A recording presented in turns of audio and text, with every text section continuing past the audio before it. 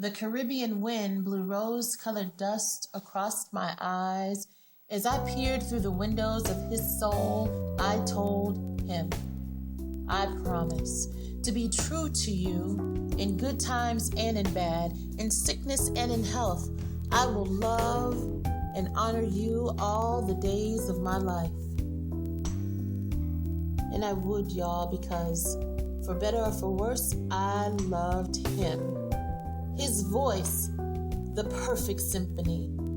He told me things that made my ears smile.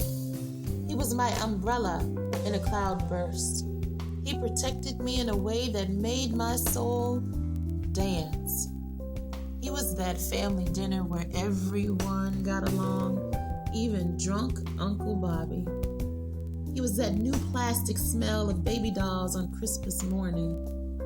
He was that sprinkler that watered my skin on a hot triple-digit day. I loved him so that when he hurt, I cried his tears. Oh, how I loved him. I loved him.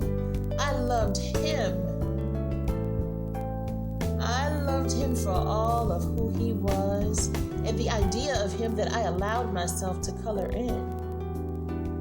But her, she had been there with me through it all from the very beginning. And she was awfully nice. Don't get me wrong, I was never mean or malicious toward her. After all, I am a nurturer, the poster child for the mothering type. But my relationship with her became one of a casual indifference. I could take her or leave her, but mostly I just left her. I knew she'd be okay. She was strong. She was always strong. My life had changed. I was married now. I was busy loving him. I no longer had time to hang with her the way we used to in my single days. She understood. He needed me. But I promised her soon we would connect like days of old. But I was awful. Days became weeks, and weeks became months. Months birthed years, and as time marched on, she became sick, unhealthy. I always meant to see about her. Oh, how my cup runneth over with regret. This I could stand no more. Engulfed with remorse, I made it my business to find her.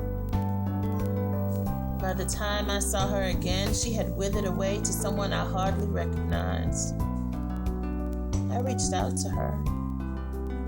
As always, she had a forgiving heart, and like the prodigal son returning home, she received me with open arms. Oh, the joy I felt!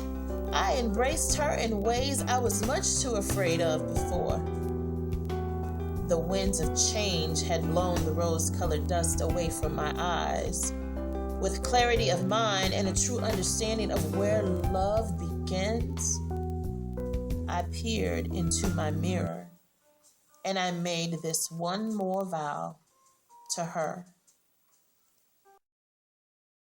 I promise to be true to you in good times and in bad, in sickness and in health. I will love and honor you all the days of my life. And I would, because I loved me. I loved me. I loved me.